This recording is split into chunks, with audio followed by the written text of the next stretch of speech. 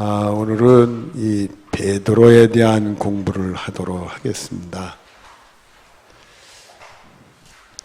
원래 이 성경 공부 수요일 날 인물변 성경 공부를 해서 처음에 이제 아담으로부터 시작을 해가지고 오늘 46번째 베드로에 대한 공부를 하는데 거의 1년 공부를 한 것 같아요. 그래서 이제 얼마 남지 않았습니다. 이제 한 두 달 내지 2달 반 정도면 인물별 성경 공부는 끝나고 새로운 공부를 또 우리가 해야 되겠다 해서 어떤 공부를 할까? 우리 성경을 공부하는 데는 몇 가지 방법이 있습니다. 그래서 성경을 하나하나 조목조목해서 창세기로부터 이렇게 쭉 이렇게 계시록까지 전체적으로 간략간략하게 이제 성경 공부하는 게 있고, 또 하나는 성경의 한 부분을, 그러니까 창세기 공부다, 이번엔 요한복음 공부다, 이렇게 해서 그 창세기 66권 중에서 또 이렇게 선택을 해서 이제 공부하는 그런 경우가 있고요. 또 하나는 교리적으로 우리가 공부를 해서 하나님이 누구시냐, 예수님은 누구, 성령님은 누구고, 성경은 뭐고, 그래서 우리 믿음 생활에 대한 공부를 하고, 그래서 더 나아가면은 교회 생활도 우리 공부하고, 예수 믿는 사람들이 이런 돈 관리, 재정 관리를 어떻게 해야 되고, 사회 생활을 어떻게 해야 되느냐, 그런 걸 신앙 고백적으로 하는 교리적인 성경 공부가 있습니다. 이게 뭐 좀 어렵게 하면 조직 신학의 아주 단순한 부분들을 우리가 공부를 하는 그런 경우가 있고요. 또 우리들이 또 그 주제별로 해서 뭐 사랑이라든지 인내라든지 겸손이라든지 이런 식으로 주제별로 이렇게 공부를 해나가는 그런 공부가 있고요. 또 하나는 인물별로 아담, 하와, 가인, 뭐 이런 식, 노아 이런 식으로 인물별로 공부하는 그런 경우가 있고요. 또 이제 우리가 일반적으로 교회에서 하지 않는 것이지만은 특별히 좀 신학을 공부한 사람들끼리 공부한다면은 책을 한 권을 선정을 해서, 일반 성경 공부 책이 아니라 약간 신학적인 내용이 나오는 책을 하나 선별을 해서 그걸 가지고 우리가 공부하는 경우도 있고, 여러 가지 공부 경우가 있는데, 그동안 여러분들하고 이제 수요일 날 성경 공부를 하면서 많이 했어요. 많이 해서 이렇게 주제별로도 하고 조직신학적인 그 교리 성경 공부도 하고, 그래서 옛날에 여러분들은 웨스트민스터 신앙 고백도 다 공부한 기억이 나요. 그런 공부도 하고, 또 수요일만 해서 성경에 대한 거 하나하나 또 공부도 해보고, 그리고 인물별로 이번에 공부를 했어요. 다 해봤어요. 다 해봐서 다음에는 우리가 뭘 가지고 공부할까 이게 연구하고 기도 중에 있는데, 하나님 또 기가 막힌 또 좋은 거를 또 준비해 주실 줄로 믿어요. 그래서 여러분들이 이렇게 수요일에 나오시는 분들은 기도를 좀 해서 또 다음에는 또 이 성경에 이런 게 있었구나, 감동되는 또 그런 성경 공부를 하면 또 얼마나 좋을까 싶은 생각이 드니까, 여러분들이 목사님에게 영적인 지혜를 달라고 그렇게 해서 딱 또 여러분들이 흡족한 성경 공부할 수 있는 기회를 얻었으면 좋겠으니까 기도를 꼭 부탁을 드립니다.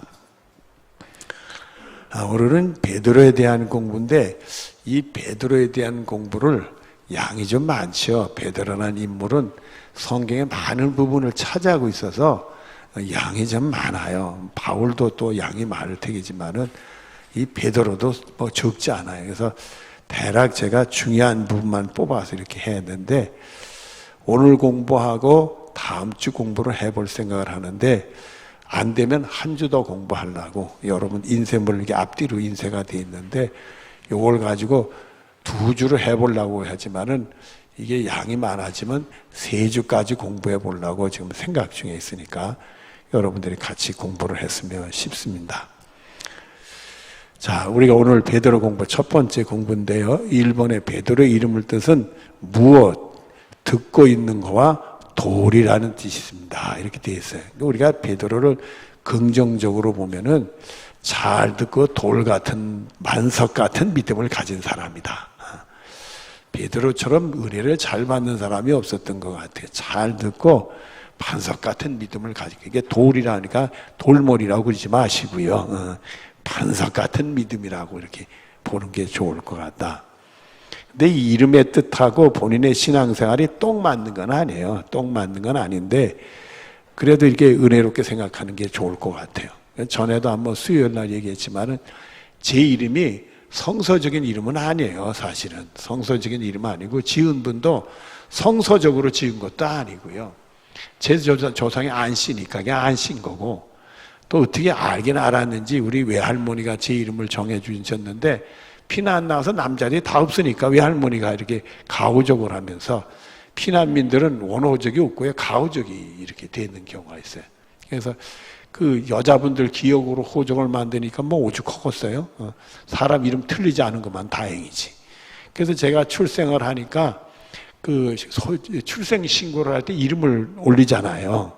이름을 올리는데 다들 많이 빨리 죽고, 그 전쟁통에 군에 나가서 죽기도 하고 또 병으로, 전염병으로 죽기도 해서 사람이 살아있지를 못하니까 이제 난 이 유복자 하나만은 오래 살았으면 좋겠다.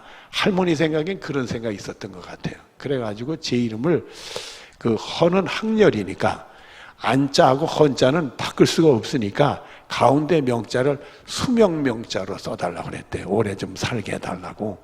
그랬더니 이 면석이께서는 수명명자로 이름에 쓰는 사람이 없으니까 밝을 명자로 써놨었어요. 그러니까 제 이름의 명자는 이 면석이하고 저희 외할머니가 합작품이요. 그래가지고 명언이가 됐어요.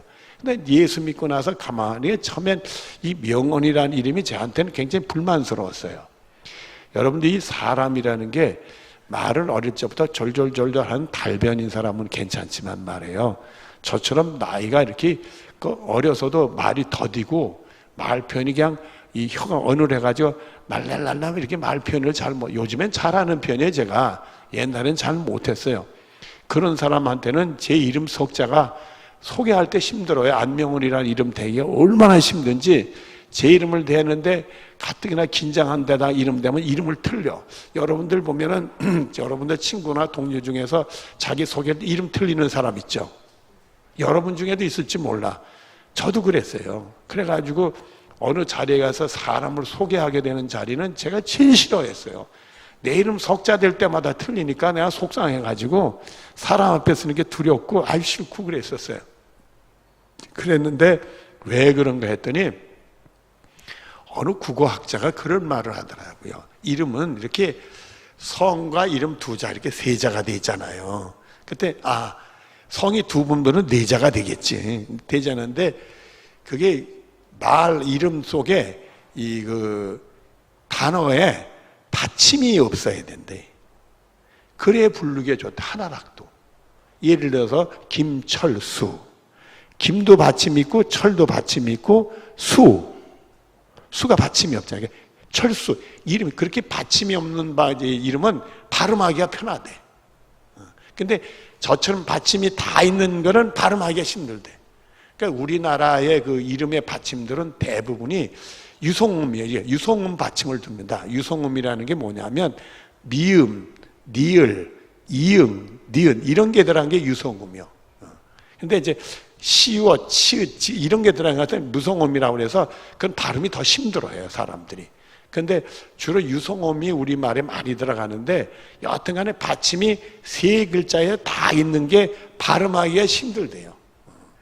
그러니까 여러분들 중에 부모님이 자녀들 이름 부르기 쉬우면은 이름 하나를 빼든지 받침을 하나 빼든지 그러면은 발음하기가 훨씬 편안하고, 그러니까 저는 제 이름이 받침이 많으니까 발음할 때마다 이게 자꾸 실수를 하니까 이름을 좋게 생각을 안 했어요. 근데 우리가 예수 믿으면 은혜 받으면 생각이 달라진다고, 예수 믿고 나니까 제 이름이 기가 막힌 이름이더라고요. 면석이하고 저희 외할머니가 합작을 했는데 저는 나중에 깨달으니까 하나님의 은혜더라고요. 이게 사람이라는 게 깨달으면 다 하나님의 은혜인 줄 알아. 그건 뭐 면석의 외할머니가 뭐 오죽했겠어요. 그런데도 그게 불만스럽게 하고 다 감사가 돼요. 왜냐하면 제 성자는 안자는 편안한 자예요. 편안한 안자. 명자는 밝은 명자요. 그리고 헌자는 법헌자요. 법을 밝히되 평안하다. 아주 복음적이고 성서적이고 끝내주는 이름이더라고요. 그래서 제가 이름을 나중에 예수 믿고 깨닫고는 이게 하나님의 은혜구나. 그래서 제가 제 이름을 사랑하기 시작을 했어요. 옛날엔 제 이름에 대해 불만이 있는데 예수 믿고 거듭나고 사랑하는 걸로 바뀌었어. 그러니까 여러분들도 여러분의 삶에 불만스러운 게 있을 수 있어요. 그러나 예수 믿고 은혜 받으면 그게 감사의 조건으로 바뀔 수 있단 말이에요. 그래서 우리들이 환난을 당할 때 환난을 좋아하는 사람이 어디 있겠어요? 여러분들이 표정이 좀 너무 편안해. 환난이 좋아요, 나빠? 나쁘지요. 대답 안 하시는 분은 괜찮은가 보네. 나빠요, 나빠. 그러나 그걸 우리의 민들의 연단을 세면서 내 믿음을 더 견고하고 성숙할 수 있는 기회가 하면 축복이지요. 그래서 그게 감사의 조건으로 바뀔 수가 있다, 이게. 여러분의 삶에 세상 살면서 실패라는 게 있을 수 있잖아요, 여러분들. 그게 실패받으면 고통스럽지. 그게 괴롭고 사람의 마음이 너무 좌절을 심어줄 수 있는데 그것이 오히려 하나님이 축복할 수 있는 기회가 된다는 거예요. 그러니까 어떤 사람이 잘 나갔어요. 돈도 잘 벌고 직장에서 인정받고 짱짱하게 나갔어. 그러니까 어릴 때 신앙생활 잘하다가 세상 재미 봐서 잘 나가니까 그냥 정신없이 신앙생활을 안 하게 됐단 말이에요. 바쁘니까. 돈 벌기 바쁘고 인정받기 바쁘니까 그냥 신앙생활을 건들건들 하다가 교회 생활도 소홀하게 되고 그랬단 말이에요. 그다 옛날에 IF 당해가지고 쫄딱하게 버렸어. 쫄딱만 하니까 믿음의 사람은 어떻게 돼요? 하나님한테 와서 뭘 해달라고 해요? 살려달라고 하지. 근데 신앙이 회복이 됐어. 회복이 돼서 아주 주님께 충성하는 주님의 일꾼이 됐어요. 그래도 옛날에 잘 살다 홀딱 잃어버린 게 마음으로는 상처가 됐지. 그러니까 하루는 그 소리를 하더래. 아이고 나를 예수 믿게 하고 하나님 잘 섬기는 감사는 한데 다 잃어버리지 않고 중간만 잃어버려서 하나님 나를 깨우쳐서 돌아왔으면 내가 그 고생을 안 했을 텐데 이런 소리 하더래요. 그런 소리 하더니 그 다음에 금방 그러더래. 아니야, 내가 홀딱 잃어버렸으니까 주님 다시 돌아왔지. 내가 반만 잃어버렸어도 안 돌아와. 그러면서 다 잃어버린 것을 감사의 조건으로 받아들이다, 이게. 그래서 우리가 예수 믿는 사람들은 눈앞에 보이는 게 아니라 하나님의 역사를 보면서 그게 불만이고 고통이 오히려 감사고 복으로 바뀌는 역사가 있단 말이에요. 그래서 여러분들은 현재 당하는 것을 눈으로만 보지 말고 그걸 하나님이 또 분명히 역사하신다. 우리 하나님 믿잖아요. 하나님이 우리를 사랑한다는 걸 믿잖아요. 그러니까 오련히 잘해 주실 거예요. 그런 믿음이 있어야지. 그런 믿음이요. 우리가 지금 이래도 하나님은 나중에 좋게 해주실 줄로 믿는 믿음이 우리 속에 있어야지. 그 소리는 시작은 미약해도 나중은 창대해지고 지금 나중됐지만 나중에는 정말 앞이 되는 은혜를 주실 줄로 믿어요. 그러니까 여러분들은 하나님은 이런 걸 통해서도 다 내 믿음을 연단하고 좋게 해주실 줄로 믿어. 그게 욥의 믿음 아닙니까? 내가 가는 길 다 아시고 나를 단련한 후에 내가 정금같이 나오리라. 할렐루야. 이 믿음이 여러분의 믿음이 되어지기를 바랍니다. 자, 우리 또 베드로 공부 들어가죠. 이렇게 공부하면 말입니다. 넉 주도 공부할 수 있어. 자, 2번. 베드로와 예수님은 어떻게 만났습니까? 여기 마태복음 4장 18절 19절, 누가복음 5장 1절부터 11절, 요한복음 1장 35절부터 42절. 이 세 개가 시몬 베드로가 예수님을 만나는 장면이고 예수님께 부름받는 장면이 돼요. 근데 이 마가복음, 마태복음하고 같은 거니까 더 얘기할 필요는 없고요. 이 마태복음, 누가복음, 요한복음이 다 달라, 색깔이. 그리고 우리가 성경을 볼 때 이게 따로따로 떨어져 있으니까 다른 사건으로 착각할 수가 있어. 이게 한 사건인데 다른 사건으로 착각을 할 수 있어. 그래서 우리가 이 말씀 세 가지를 놓고 보면은 베드로가 이렇게 부름을 받았구나. 그걸 이해할 수 있어요. 특히 이제 우리가 마태복음이 복음서에 제일 많이 앞에 있으니까 이 마태복음을 가지고 우리는 제일 익숙하게 잘 알아요. 베드로가 부름받는 것에 제일 익숙하게 잘 아는데 나중에 보면 말입니다. 그게 이 마태복음 전후맥에 많은 일이 있었어요. 누가복음에도 보면 있고 요한복음에도 보면 있었어요. 그래가지고 요 마태복음 사건이 그렇게 이루어져 있었구나. 그걸 이해할 수가 있어요. 이게 다른 사건이 아니라 한 사건인데 하나님이 마태를 통해서 주시는 말씀과 누가를 통해 주신 말씀과 요한을 통해 주신 말씀이 약간 달라서 그래요. 그래서 여러분들이 이해를 하실 것이 뭐냐면 똑같은 본문을 가지고 목사님들이 설교하는데 그 설교가 다 다를 수가 있어요. 그건 뭐냐면 그때마다 하나님의 역사하심이 다른 데다가 그 성경을 통해 그 설교를 하시는 목사님이 은혜 받는 게 다르단 말이에요. 그 은혜 받는 시 그 목사님이 가지고 있는 영성이나 인격을 또 이렇게 걸러서 여과기처럼 걸러서 은혜를 받기 때문에 설교가 다 달라질 수밖에 없어. 그러나 틀린 게 아니라 그거를 보는 각도가 다를 것뿐이다. 여러분은 그렇게 이해를 하시고 계시면 되는 거예요. 우리 교회 담임 목사님 안명훈 목사님 이런 말씀했는데 저기 어느 동네 어느 목사님은 어찌 그 말씀을 그렇게 해? 그러면서 우리 목사님 옳고 그 목사님 옳아 이러면 안 된다 이거예요. 다르다 생각하고 다 은혜를 받는 것이지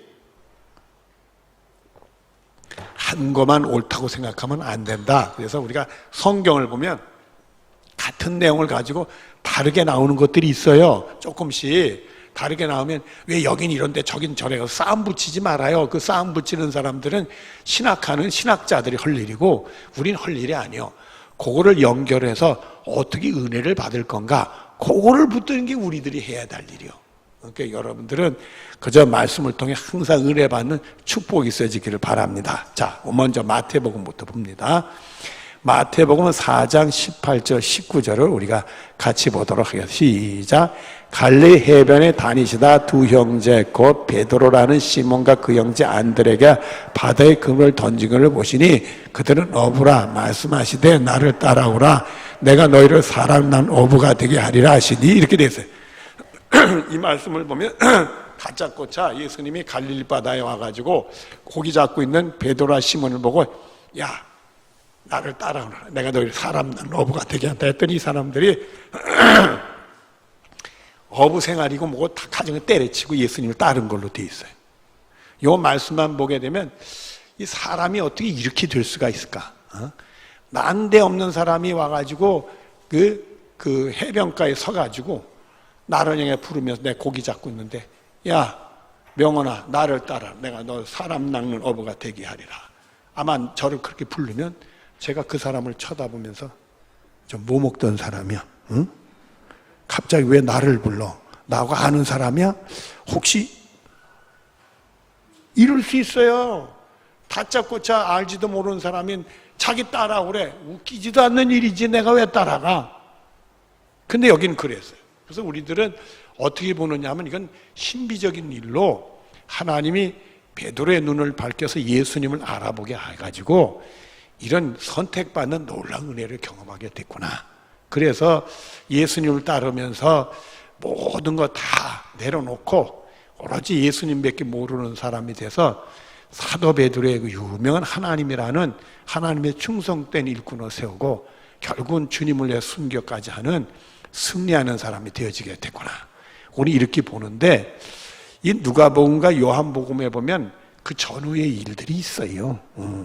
있어요. 자, 그 다음에 이제 누가복음 5장 1절부터 11절까지 내용을 봅니다. 1절 봅니다. 시작. 무리가 몰려와서 하나님의 말씀을 들을 때 수도 이 갈릴리 바다 근처 여기는 게네사라가 갈릴리 바다인데 근처에서 예수님 말씀을 전하니까 많은 사람들이 은혜 받기 위해서 예수님께 몰려왔다는 얘기입니다. 그 다음에 예수는 시작.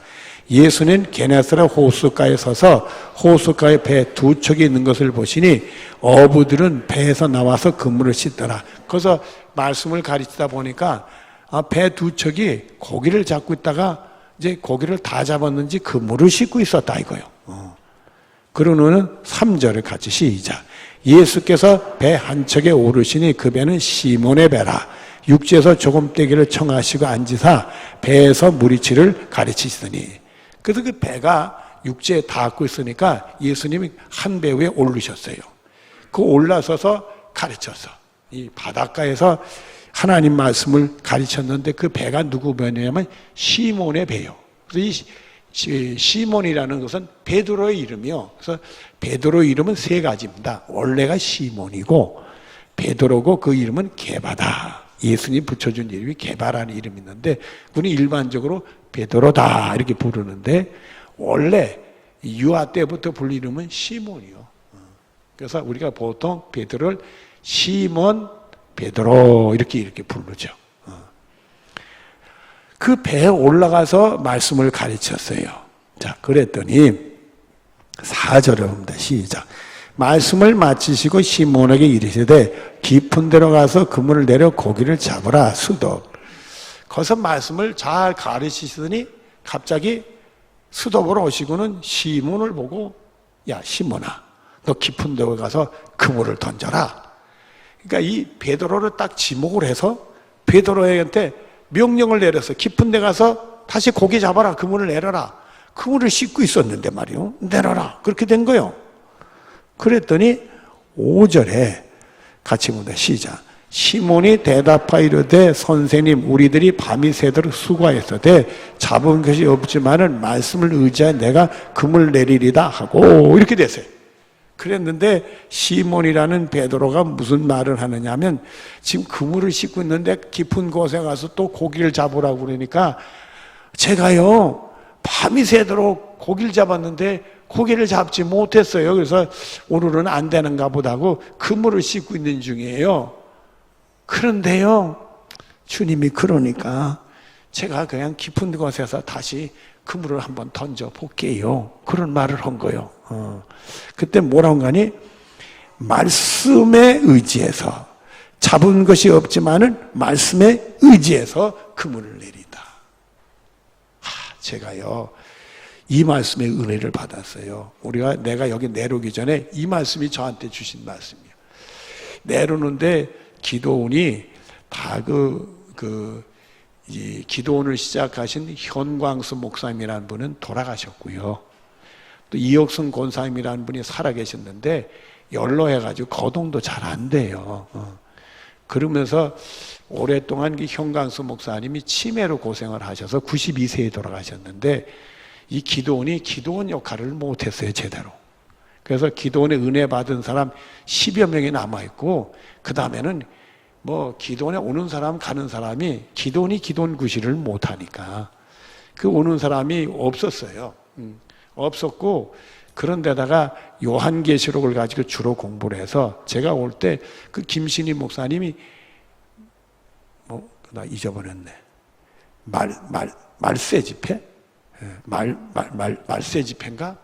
그거를 하고 있었는데 저는 말세 집회를 못하는 사람이라 그 말세 집회하는 날이 화요일 날인데 뜯어 고쳐서 화요일 날 전도 집회로 제가 바꿔서 우리가 화요일 날 전도를 하게 그렇게 했어요. 그러고 있었어요. 그러고 있었으니까 고립된 지역에서 요한계시록만 가지니까 지역에서 그 이단인가 보다. 그래서 이단은 아닌데 이단으로 오해받고 있는 상황이었어요. 근데 이단이 아닌 것을 증명할 수 있는 힘이 없었어요. 그러다 이제 성원 아파트가 생기면서 이 기도원 땅이 성원 아파트로 한 10,000여 평이 넘어갔어요. 그때 보상이 나왔어. 보상을 받아서 그분들이 돌아가신 현광수 목사님이 예배당을 이걸 지으신 거예요. 물론 우리가 이후에 제가 와서 중축을 했지만 이 예배당을 짓고는 기도원견 교회금을 하려고 했어요. 했는데 그런 상황이니까 교인들이 안 오는 거예요. 안 와가지고 주일 낮 예배 와서 보니까 여기 한 10여 명이 앉아있고 애들 합쳐서 한 20명도 채 안 되는 사람들이 앉아있고 평일이나 새벽이나 다른 예배는 저 옛날 우리 다시 짓기 전에 옛날 예배당 거기에다가 볼통 날려놓고 솔가지하고 이렇게 나무 떼가면서 예배를 드리고 새벽 기도를 하고 있다. 관리비가 안 되니까 그런 형편에 있는데 내려오는데 제가 그걸 전혀 모르는 건 아니잖아요. 그러니까 어떻게 보면 그 기도원에 계신 분 15분하고 기도 이제 교회를 새롭게 시작을 해야 되겠구나. 그래서 계룡장로교회는 이름을 정하고 창립 예배를 드리고 1997년도 11월 16일 창립 예배를 드리면서 시작이 된 겁니다. 시작이 됐는데 처음에 부딪히는 게 이단이라는 소리를 짓는 게 참 힘들었어요. 전도를 해놓고도 이 사람이 교회를 안 오는 거예요. 교회를 안 와서 왜 전도를 했는데 안 오는가 싶어서 가면 뒤에서 이단이라는 소리 들어서 안 왔다는 거예요. 한 번은 그 당시에 보니까 여기 그 동아아파트, 경남아파트, 비사벌 이렇게 생기면서 성원아파트 짓기 전에 3년 전에 그게 생겼더라고요. 그 아파트들이. 3년 전에 생겼는데 거기 사람들이 이제 입주를 했지만은 여기 온 사람은 그리 많지는 않았고 한 서너 가정이 왔는데 제 눈에 띄는 게 권사님 한 분이 계세요. 목사님 어머니 되시는 권사님 한 분이 계시는데 감리교 목사님 어머니더라고요. 근데 그 권사님은 귀가 깜깜해서 하나도 못 듣는 사람이요. 그리고 또 한 가정은 군에서 제대한 가정인데 금방 교회를 떠났고요. 서울간도 떠나고 한 분은 암으로 고생하는 분이었어요. 암으로 고생하는 분이었는데 그 남편은 경찰 공무원이었던 것 같고 비사벌에 사는 것 같은데 그분은 병치레 하다가 그만 제가 부임하자 한 달도 채 안 돼서 돌아가셨어요. 그리고 또 한 번 할머니가 계셨던가 그렇게 이제 그분들은 아마 이 아파트들이 들어오면서 기도원 시절부터 최근에 등록하신 분들이고 나머지 분들은 뭐 오래 기도원에서 신앙생활 하셨던 분들이죠. 근데 그 세 분인데 한 분은 깜깜 할머니니까 뭐 여기에 이단 소리 듣든 안 듣든 상관이 없는 분이고요.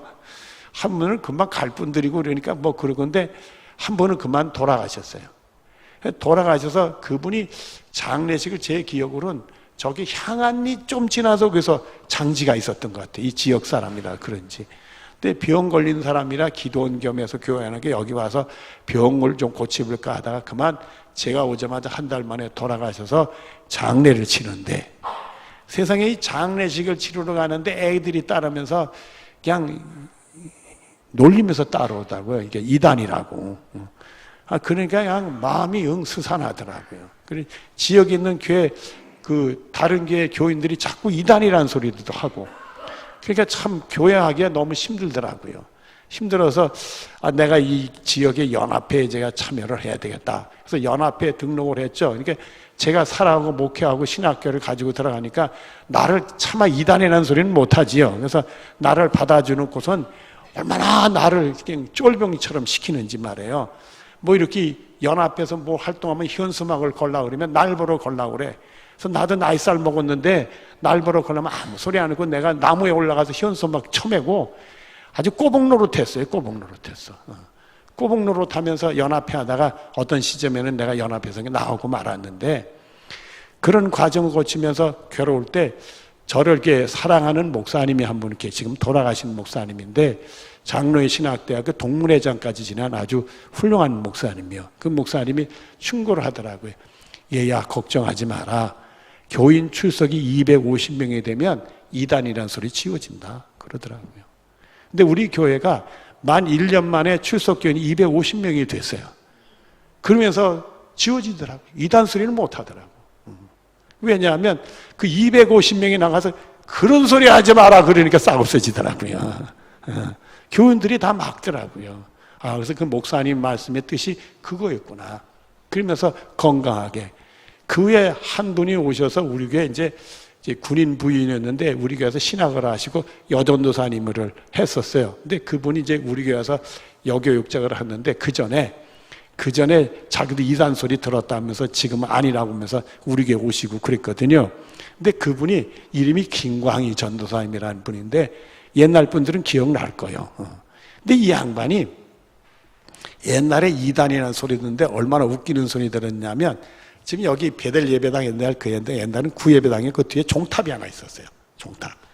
종탑이 하나 있는데 그 옛날 어르신들이 종탑에다가 그 네온 사인을 하셨어. 그래서 빨간 네온 사인, 하얀 네온 사인, 파란 네온 사인 세 가지를 해가지고 그렇게 돌리시고 그랬던가 봐요. 근데 제가 올 때는 빨간 사인은 죽고 하얀 사인도 죽고 파란 것만 있어. 그래서 파란 걸 켰더니 십자가를 파란 걸 켰더니 이단이라고 그런대. 별걸 다 봤어. 그래서 여러분 십자가 파란 걸로 하지 마십시오. 하얀 거 해야 되는 날에 이단이라도 그러고 그랬어요. 빨간 것만 해야 우리가 전통적인 교회로 볼 필요는 없는 건데, 그래서 그런 게 뭐 억울한 그런 얘기들도 많이 들었죠. 그리고 제가 와서 목회를 하면서 기도원서부터 신앙생활을 하셨던 분들이 만약에 이단이라면 저하고 신앙이 부딪히죠. 같이 믿음 생활 할 수가 없죠. 근데 잘 적응해서 하신 거 보면은 결국 이단이 아닌데 그게 오해가 된 거를 막지를 못했던 것 같아요. 힘이 없어가지고 막지를 못했던 것 같은데, 하나님의 은혜로 이렇게 세워질 때 제가 여기 내려올 때 주신 말씀이 이 말이에요. 밤이 새도록 고기를 못 잡지만 내가 말씀에 의지해서 깊은 곳에서 그물을 던지, 말씀에만 순종만 하면 그물이 찢어지게 하나님 고기를 많이 잡히게 해주시구나, 이 믿음을 주셨어. 그래서 제가 창립주일날 그 주일 창립하는 날 이 본문을 가지고 설교를 했어요. 우리가 하나님 말씀에 순종만 하면 하나님이 역사하신다, 그 믿음을 주셨던 거예요. 그래서 그 믿음으로 시작했더니 1년 만에 250명이 출석이 됐고 2년 만에 450명 출석이 됐어. 그냥 이 조그만 지역에서 아주 기하급수적으로 교회가 발전을 했죠. 했는데 노회를 가입했더니 노회의 어떤 젊은 목사님이 저한테 찾아와서 질문을 하더라고요. 무슨 질문을 1년 만에 노회를 가입했는데 무슨 질문을 하느냐면, 거기서는 이제 교회 통계를 보고를 하게 해요. 교회 통계를 보고하면 출석교인 수, 등록교인 수 이런 걸 다 보고를 합니다. 근데 우리 교회는 등록교인 수보다 출석교인 수가 더 많아. 그 당시는. 지금은 아니죠. 지금은 등록교인이 많고 출석교인이 적지. 적지만은 그 옛날에 그 시기에는 등록교인보다 출석교인이 많았어. 예배 참석하는 사람이 많아가지고 와서 한번 봐야 되겠다 이런 사람이 많았었는지 많았어. 그러니까 그 목사님 질문 없더라. 어떻게 등록교인보다 이 출석교인이 많아요? 그렇게 물어봐요. 그래서 저도 그때 처음 보고 제가 보고를 해놓고도 그걸 생각을 안 했던 거예요. 그래서 그걸 보고 가만히 보니까 그러네. 그래서 생각을 우리 교회는 이 아파트, 성원 아파트가 들어온 지 얼마 안 되니까 구경꾼들이 많아서 그런가 봐요. 그랬더니 그 목사님이 그렇다고 그러고 넘어갔던 기억이 나는데, 하나님이 그를 은혜를 주셨어. 그때 저한테 주신 것이 하나님 말씀에 순종만 하면 역사한다. 여러분들도요, 믿음이 생겨지길 바라요. 말씀에 순종만 하면 역사한다. 이 믿음이 여러분의 믿음이 되어지길 바라요. 이 하나님 말씀의 순종이 얼마나 대단한 능력이 나타나는지. 자, 말씀 우리가 보시죠. 6절을 봅니다. 시작. 그렇게 하니 고기를 잡은 것이 많아 그물이 찢어지는 자라. 이에 다른 배에 있는 동무들에게 손짓하여 와서 도와달라니 그들이 와서 2배의 체험에 잠기게 되었더라. 얼마나 많이 잡혔는지 말이에요. 하나님 역사하시. 근데요, 제가 이 말씀에 은혜를 받은 그 시기에 어느 책을 봤는데, 일본 사람인데, 전에도 한번 여러분 얘기 드렸을 거예요. 일본 사람 책인데, 일본에서 개척교회를 제일 많이 하는 크리스찬에 대한 책을 제가 간증집을 봤는데, 그 사람도 어부였다는 거예요. 그래가지고 일본은 강이 없습니다. 화산섬이라 강이 없고 강들이 있어야 다 개울밖에 없습니다. 우리처럼 한강이라든지 금강이라 이런 큰 강이 없어요. 거기는 땅이 물러서 비가 오면 다 스며드는 게, 제주도에도 강이 없지 않습니까, 여러분들? 그처럼 큰 강이 없습니다. 이렇게 큰 강이 없는데, 그런 작은 강이지만 그 민물이 닿는데 실뱀장어가 많이 잡힌대요, 그 지역이. 그래서 그 어부가 실뱀장어를 잡아가지고 그걸 팔아가지고 먹고 사는 어부였대요. 하루는 실뱀장어 그 그물을 쥐고서 하는데 그렇게 안 잡히더라는 거예요. 그래서 이 사람이 마지막으로 그물을 던지고는 내가 그냥 집에 가야 되겠다, 오늘은 없는가 보다가 걷고 가야 되겠다 던졌는데, 뱀장어는 안 잡히고 상자가게 하나 그 그물에 걸려서 올라오더라는 거예요. 이 상자가게 뭘까? 그 뚜껑을 열어서 아주 밀봉을 해서 물이 안 새게 했던 상자에 뚜껑을 열었는데 거기에 성경 찬송이 있더라고요. 그 핍박을 받는 시절에 어떤 분이 성경 찬송을 가지고 있으면 잡히니까 그걸 박스에 담아서 물에 띄워서 누구라도 보라고 물에 띄웠던가 봐요, 그걸. 그래가지고 바닷가에서 그걸 건진 거예요. 그 상자를 열어보니 책이 나오더라는 거야. 이게 뭔 책인가? 그래가지고는 책을 뚜껑을 딱 여는새 누가 보면 5장 여기가 나왔대. 거기 보니까 고기 잡는 얘기가 나오더래요. 그 사람이 그러더니 거기 보니까 밤이 새도록 고기가 하나도 안 잡혔대. 오늘 나하고 신세가 마찬가지네. 그러고 봤더니 말씀에 의지해서 그물을 내리다 해서 던졌더니 그물이 찢어지게 많이 잡혔대네. 그래? 나도 그러면 그물 한번 던질까? 이런 생각에 나가지고 그물을 던졌는데 실뱀저가 얼마나 많이 잡혔는지 이 양반이 충격을 받은 거예요. 이게 무슨 요술책 같기도 하고, 그 사람은 예술을 모르는 사람이니까 요술책이에요. 이게 신비로운 책이다. 이게 도대체 뭐냐. 집에 가서 보니까 막 예수 얘기만 나오더라는 거야. 아마 그 신약 성경인지 예수 얘기만 나오니까 이 예수라는 사람이 누굴까? 그래가지고 소문을 듣다 보니까 예수를 전도하는 사람이 어느 동네에 있다고 그러더라. 그래서 찾아가가지고 그 사람한테 예수 믿고 예수에 대한 얘기를 듣고 예수 믿어서 일본에서 개척교를 제일 많이 한 사람이 됐어요. 그 간증집을 읽어보니까 내가 격려가 돼, 격려가 안 돼? 격려가 되지. 하나님 말씀대로 순종만 하면 역사할 거다. 이 믿음을 주셨던 거예요. 여러분들에도 그 믿음이 전염되기를 바래. 여러분들 말씀에 순종하면 역사할 거다. 다른 거 귀 기울일 거 없어요. 세상이 이렇다 저렇다 귀 기울일 거 없어요. 요새 말입니다. 나는 잘 모르지만 가상화폐 돈 번다 가서 대들었던 사람들 요즘에 잘못하면 코피 떨어지게 생겼어. 그런 것들을 보면서 세상 일이는 요동치는 거예요, 여러분.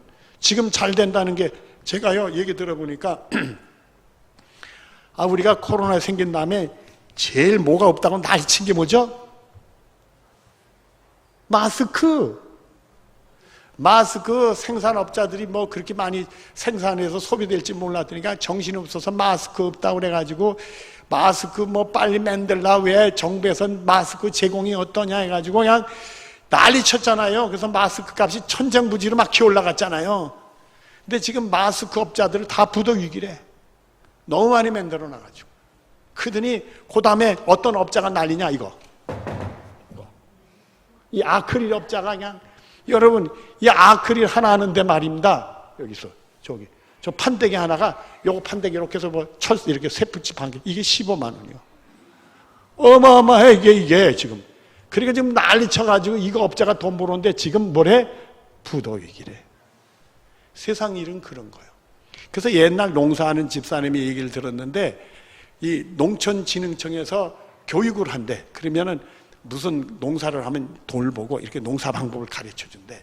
근데 거기서도 다 이구동성으로 한대. 저거 그대로 하면 망한다. 왜 그러냐면 그걸 보고 다 하니까 생산량이 많아져서 망한다는 거예요. 그게 잘못됐다는 얘기가 아니라 지금은 그게 귀한 거고 그걸 해야 돈 버는 거니까 농촌진흥청에서 가르쳐 주지만 그걸 교육받은 사람이 전국적으로 교육받으니까 너나 나나 대든다 이거야. 그걸 하려고. 그래가지고 그거를 하면 망한다는 거야. 그래서 그거 아무리 좋다고 하더라도 다 지켜보고 망할 사람 망하고 안 망할 사람 안 망하고 그때 농사를 해야 된다는 거예요. 그래가지고 이 농사하는 분들이 얘기하는 것이 무슨 얘기를 하냐면 이 농촌진흥청이라든지 농협이라든지 우리 전국을 다 위성 이런 걸로 찍을 수 있으니까 그런 것들을 곡식 심을 것을 다 사진을 찍고 보고를 받아서 통계를 내가지고 이번에 상치 농사를 너무 많이 한다 그러면 자제하라. 그걸 가르쳐줘야 사람들이 확 그 상치가 잘 된다고 그래서 많이 심었다가 폭삭 망하는 게 아니라 상치 한 박스가 보통 잘 될 때는 요만한 박스 하나가 5,000원이요. 옛날 얘기지만은 그게 5,000원인데 폭삭하는 날은 500원도 안 돼가지고 상자값도 안 나오는 지경이 된다는 거예요. 이렇게 되면 농사한 사람이 폴딱 망하는 거예요. 제가 그 하남시에 있을 때 중부고속도로 그 톨게이트에 거기에 근처에 교회가 있었어요. 그 톨게이트 가면 어느 날 교인들이 막 사과를 주워 가지고 오고 뭐 과일을 주워 오고 뭐 야채를 뭐 배추를 들고 오고 그래. 이게 뭔가 그랬더니 가락시장에 가서 팔러 왔다가 폭삭되니까 돈도 안 나니까 그 농부들이 화가 나가지고 그냥 서울을 떠나면서 얘 이거나 먹으라고 자동차에다 쏟아붓고 간다는 거예요. 그 도로변은 그 야채니 과일이 막 쏟아져 나올 때가 있어요. 농부들이 화가 나가지고. 그래서 그걸 전국 면적을 다 보고 계산을 해서 이번에는 어느 농사를 자제해라. 어느 농사를 하는 사람이 적으니까 어느 농사 쪽으로 가라. 그걸 계속 조절을 해줘야 농부들이 손해를 받지 않고 농사를 잘할 수 있다. 근데 지금까지 그거는 못하고 있단 말이에요. 지금까지 그 인터넷이 하고 컴퓨터가 발전해도 지금도 그걸 못 해주고 있단 말이에요. 그런데다가 날씨 탓으로 또 흉년이 될 수 있고 또 이게 가뭄도 들 수 있고 홍수 날 수 있으니까 조절하기가 쉽지 않겠지요. 그런 문제를 농사일까지 내가 간섭할 필요는 없고 오늘 이러다가 다 못하니까 거기까지는 해야 되니까. 자, 그 다음에 18절 같이 봅니다. 8절 시작. 시몬 베드로가 이를 보고 예수의 무릎 앞에 엎드려 이르되 주여 나를 떠나소서 나는 죄인이로소이다 하다. 은혜를 받으면 자기가 뭔지 알게 돼요? 죄인인지를 알게 되는 거예요. 내가 감히 우리 예수님을 모실 수가 없으니까 나를 떠나달라는 게 아니라 감당할 수 없는 얘기라는 거지. 은혜를. 그렇게 하니까 9절 봅니다. 시작. 이에 자기 및 자기와 함께 있는 모든 사람이 고기 잡힌 것으로 말미암아 놀라고 세베대 아들들의 시몬의 동업자인 야고보와 요한도 놀람이라. 수덕. 이렇게 되니까 같이 고기를 나눈 배가 누구 배가 돼요? 야고보 요한의 배가 되는 거예요. 그러니까 여기는 지금 안드레이라는 이름은 빠졌지만 네 사람이 다 있다고 봐야 되는 거예요. 그러고 나서 예수께서 시작. 예수께서 시몬에게 이르시되 무서워 말라. 이제부로는 내가 뭐를 취하리라? 사람을 취라 하시니 그들이 배들을 육지에 대고 모든 걸 버려두고 예수를 따르리라. 그러니까 요 뒷부분이 마태복음에 있는 말씀하고 같아지잖아요. 이렇게 다짜고짜 나를 따라라 사람 낚는 어부가 되기라 하는 게 아니라 이 누가복음에 보니까 그 앞에 사건이 있었구나. 하나님 말씀 듣는 사건이 있었고 베드로의 배에 올라와서 말씀을 가르치다가 깊은 곳에 그물을 던져라 하는 그게 있었고 그래서 이 베드로가 은혜를 받고 나서 따라오라 그러니까 따라가게 됐구나.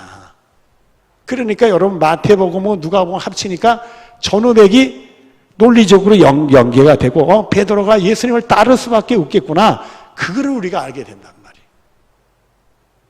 아셨죠? 요한복음 다음 주에 공부하면 또 다른 얘기가 또 나오게 돼요. 또 예수님과 베드로의 관계에 다른 얘기가 또 나오니까 오늘은 여기까지 하고 다음 주는 개봉박두 기도하겠습니다. 사랑이 많으신 하나님 감사합니다. 베드로가 달리 베드로 된 게 아니라 하나님의 은혜 받고 순종할 때 정말 예수님 통해 하나님의 능력이 나타나는 역사를 경험하고 주님을 따르는 사람이 됐습니다. 사랑하는 우리 성도들도 이제 예수를 믿되 살아계신 하나님을 체험하고 그 믿음이 확고히 돼서 오로지 주님을 따를 수 있는 주님 따르고 말씀 순종해서 살아계신 하나님을 또 체험하는 승리를 경험할 수 있도록 복을 내려 주시옵소서. 예수님의 이름으로 기도드리옵나이다. 아멘.